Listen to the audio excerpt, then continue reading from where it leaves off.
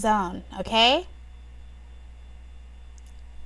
I don't want to see you going to a guy to get your nails done, to get your hair done, to buy a new outfit. You know, no personal shit.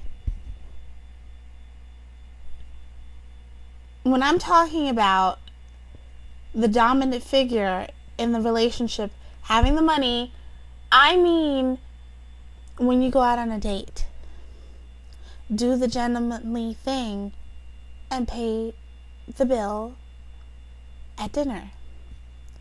Buy theater tickets. You know, pay the majority of a vacation or an entire vacation. But that's more for a long-term relationship. We're not talking short-term on that one.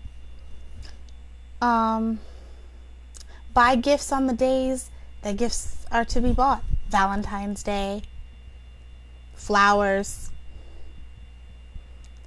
you know, your partner's birthday, Christmas, you know, make everything special.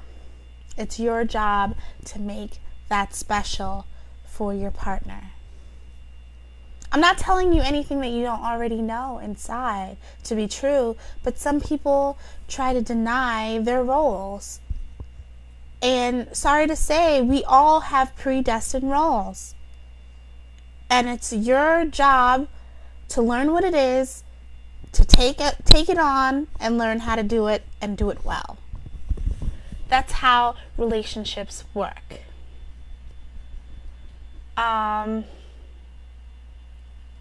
Another thing, when you're in your short-term end of the relationship, please watch your partner's spending habits. It's all fine and dandy to have a great time, but you want to also see a level of responsibility on their end. Because if they cannot be responsible with their money, then what future will you have? What kind of credit do you think that they will have in order to be able to get a house in the future, or get a car loan, or get a school loan to go and get their master's or their doctorate? What kind of money do you think they'll have to invest, to save? What kind of savings do you think they have if they spend their money frivolously? These are all the things that you need to consider, because someone that's going to be with you, they need to be getting they have to have themselves and getting themselves established for the future. It's all about what we're going to do for the future.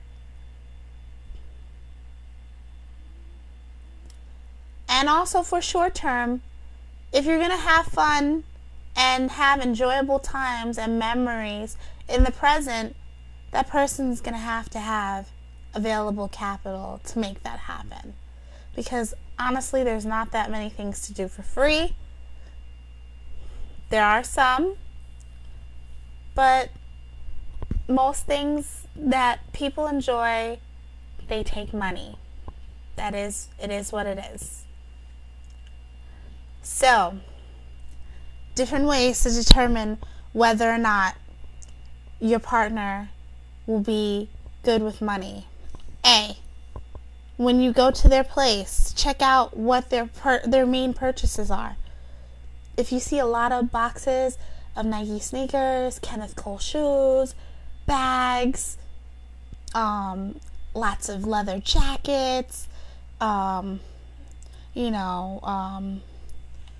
Fossil Rolex watches, diamond jewelry in abundance, this all indicates that they are all about things that are solely materialistic and nothing of value that will appreciate in its value and that they will be able to use for their future. If they are driving a car that you know that they can't afford on their salary, that's also an indication.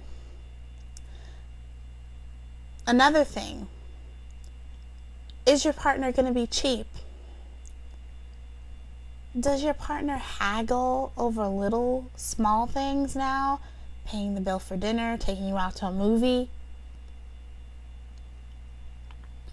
Do you always have to come up out of pocket for these little small things? Because if you do, trust me, if they're starting small, the big things are only going to get bigger for you.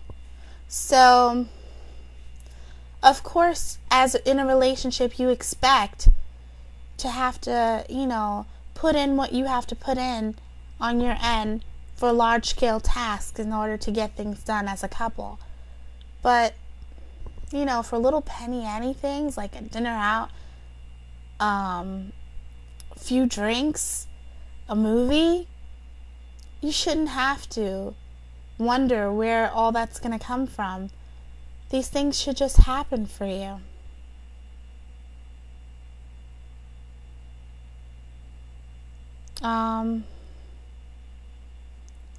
And another thing, if you find that they are giving money to others, and when it comes to you, they're very tight-fisted, you have to consider yourself, are you really a priority? Because the dominant figure will always put their money where their heart is. So remember that. Well, this has been another great Sister Girl TV, and I just want to thank you guys for all your support, all your emails, all your questions, and your continual support of the show, watching, asking about events. Check out our website, www.sistergirltv.2ya.com. Check us out on Facebook, on Twitter, on YouTube. And I just want to say that this just makes me so happy to do, and Sister Girl TV will come back better than ever for this season.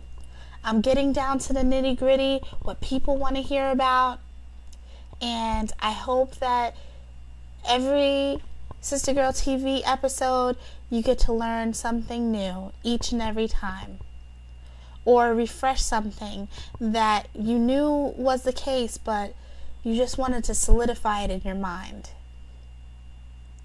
Well, have a great night, and as I always say, holla at your sister girl. Bye-bye now.